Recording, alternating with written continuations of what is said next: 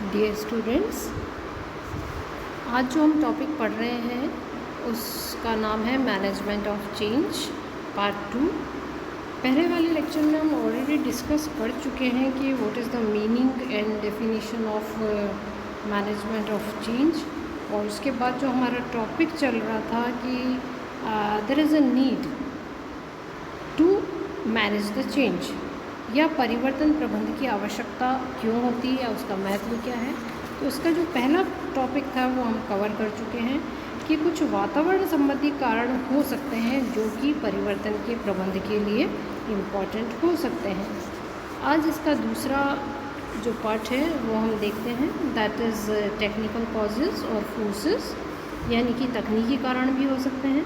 अब तकनीकी कारणों या शक्तियों से प्रभावित होकर भी मैनेजर्स को अपने इंस्टीट्यूट में अनेक चेंजेस करने पड़ सकते हैं, और तकनीकी शक्तियों के परिणाम स्वरूप कुछ ऐसे चेंजेस हो सकते हैं जो कि सामान्य दशा में हम देख सकते हैं, जिसमें कि पहला हम ले सकते हैं कि नवीन यंत्रों का विकास होना, उत्पादन प्रक्रिया में ऑटोमेशन यंत्रों का उपयोग होना, ऑटोमेटिक यंत्रों का, कंप्यूटरीकृत उत्पादन नियंत्रण प्रक्रिया का प्रचलन बढ़ जाना, कृत्रिम मानव यानी कि रोबोट्स का उपयोग होना, और जीवन में अधिक आरामदायी या सुविधाजनक यंत्रों का उपयोग होना, यानी कि वॉशिंग मशीन्स हैं, वैक्यूम क्लीनर्स हैं, कुकिंग रेंज है, etcetera, we can take as examples. इसी तरह उच्च जीवन स्तर या आनंददायी उपकरण जैसे कि एयर कंडीशनर है, टीवी है, वीसीआर है, वीडियो गेम है, मैगजीन्स हैं, इन सब का प्रचलन बहुत ज़्यादा बढ़ गया है। नए सूचना और परिवहन संसाधन, एसटीडी टेलीफोन सर्विसेज हुआ करती थी। Nowadays you can see the online facilities available, courier service है, एयर टैक्सी सर्विसेज है, इन सब का डेवलपमेंट होना भी एक बहुत बड़ा कारण परिवर्तन के लिए हो सकता है। इसी के साथ में जैसे कि जो ऑफिस मैनेजमेंट होता है उसके लिए भी नवीन स्वचालित यंत्र का विकास किया जाता है। नए प्रकार के कच्चे माल, पेट्रोकेमिकल्स का उपयोग हो रहा है। शक्ति के नवीन संसाधनों यानी कि solar energy, LP gas, atomic energy का विकास और प्रचलन हो सकता है। तो ये कुछ इस तरह के उदाहरण हैं जो कि परिवर्तन के प्रबंध से रिलेटेड हो सकते हैं। जब तकनीकी परिवर्तन अत्यंत व्यापक स्तर पर हो रहे हैं, इनमें परिवर्तन होने से प्रबंधकों को अपनी संस्था की उत्पादन प्रणाली, कार्य प्रणाली, नीतियों, नियमों, कर्मचारियों में परिवर्तन करने की आवश्यकता भी पड़ती है। इसी के साथ में थर्ड पॉइंट हम ये ले सकते हैं, आंतरिक कारण या शक्तियाँ हो सकती हैं जिसके कारण भी प्रबंधकों को परिवर्तन करने के लिए बाध्य होना पड़ता है। तो इनमें कौन कौन सी हो सकती है? नंबर 1, कर्मचारी तथा प्रबंधकों में परिवर्तन। कभी तकनीक में परिवर्तन के कारण नए प्रबंधकों तथा कर्मचारियों की भर्ती करनी पड़ती है, और कभी कभी प्रमोशन है, ट्रांसफ़र है, पदमुक्ति है या ट्रेनिंग है, इनके कारण भी प्रबंधकों और कर्मचारियों को परिवर्तित करना पड़ता है। तो संस्था में कर्मचारियों में अन्य प्रकार भी परिवर्तन हो सकते हैं, जैसे कि like for example nowadays female workers are इन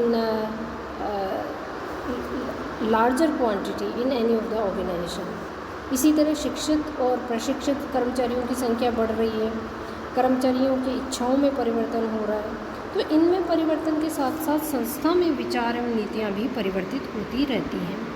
तो प्रबंधकों को संपूर्ण संस्था में आवश्यक परिवर्तन व्यवस्था भी करनी पड़ती है।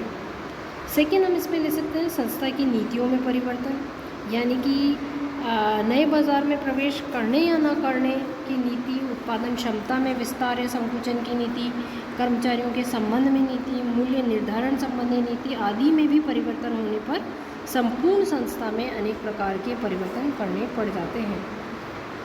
थर्ड पॉइंट हम ले सकते हैं संगठन संरचना की कमियों को दूर करने के लिए परिवर्तन, change to remove the weaknesses in existing organisational structure. संस्था के विभिन्न व्यक्तियों तथा अधिकारियों के बीच आपसी संबंधों की व्यवस्था को ही संगठन संरचना कहते हैं। फॉर एग्जाम्पल, अधिकार और दायित्वों में संतुलन होना चाहिए, नियंत्रण के विस्तार में वृद्धि होनी चाहिए, प्रबंधकीय स्तरों में वृद्धि होनी चाहिए, संदेशवहन में बाधाएं, समन्वय में दुविधा भी हो सकती है। तो इन कमियों को दूर करने के लिए संगठन संरचना में परिवर्तन करना अनिवार्य हो जाता है। कार्यों की प्रकृति में परिवर्तन, change in nature of work और टास्क। तकनीकी परिवर्तनों के कारण न केवल यंत्रों और उपकरणों में ही परिवर्तन हुआ है, बल्कि उन कार्यों की प्रकृति तथा प्रक्रिया में भी परिवर्तन आ जाता है। इसी तरह जड़ता की स्थिति उत्पन्न न होने देने के लिए परिवर्तन। कभी कभी संस्थाओं में प्रबंधक इसलिए भी परिवर्तन करते हैं ताकि संस्था तथा कर्मचारियों में जड़ता या लोचहीनता की स्थिति उत्पन्न न हो सके। आंतरिक विकास यानी कि वर्तमान में कई संस्थाएं ऐसी हैं जैसे कि विदेशी मुद्रा कोष एकत्र करने में, लाइसेंसिंग, बाजार क्षमता बढ़ाने में सफल हो रही हैं, तो इसलिए भी संगठनात्मक परिवर्तन की आवश्यकता हो रही है। स्ट्रेटेजिक प्लानिंग भी कारण हो सकता है। व्यू रचनात्मक नियोजन भी कई संस्थाएं करती हैं। तो भविष्य की चुनौतियों का भली प्रकार से सामना कर सके, इसकी सफलता के लिए भी संगठनात्मक परिवर्तन किए जाने आवश्यक होते हैं। लाभ भागीता की व्यवस्था हो सकती है कंपनी में, प्रॉफिट शेयरिंग प्लान्स। जब संस्थाओं में कर्मचारियों और अधिकारियों के साथ साथ लाभ भागीता का प्रचलन बढ़ गया है और सभी कर्मचारी अपनी पदानुक्रम यानी कि स्टेप वाइज, लेवल वाइज व्यवस्था के स्थान पर अनौपचारिक समूह व्यवस्था में रहकर अधिक रुचि से कार्य करने लगे हैं, तो ऐसे में संगठनात्मक परिवर्तन बहुत ही ज़रूरी हो गया है। इसके अलावा और भी रीज़न्स हो सकते हैं, अदर रीज़न्स हो सकते हैं, जैसे कि वर्तमान परिवर्तन प्रतिनिधियों की सेवाएं उपलब्ध होने लगी हैं। Change agents are there in the market. कुछ परिवर्तनों का प्रभाव अनवरत या निरंतर रहता है, इसलिए एक के बाद एक परिवर्तन करने ही पड़ते हैं। सूचना प्रौद्योगिकी के विकास से सूचनाएं बहुत जल्दी गति से पास हो रही हैं, तो परिवर्तन की आवश्यकता भी बहुत ज़्यादा बढ़ गई है। साथ ही साथ आकस्मिक घटना का क्रम निरंतर बढ़ता जा रहा है, तो इन घटनाओं को देखते हुए भी कंपनी में परिवर्तन की आवश्यकता हो सकती है। तो इस तरह से विभिन्न प्रकार के हमने पॉइंट्स देखे हैं जो कि परिवर्तन के प्रबंधन के महत्व को दर्शाते हैं। जो हमारा नेक्स्ट लेक्चर होगा वो होगा कॉजेज़ और factors for resistance to change.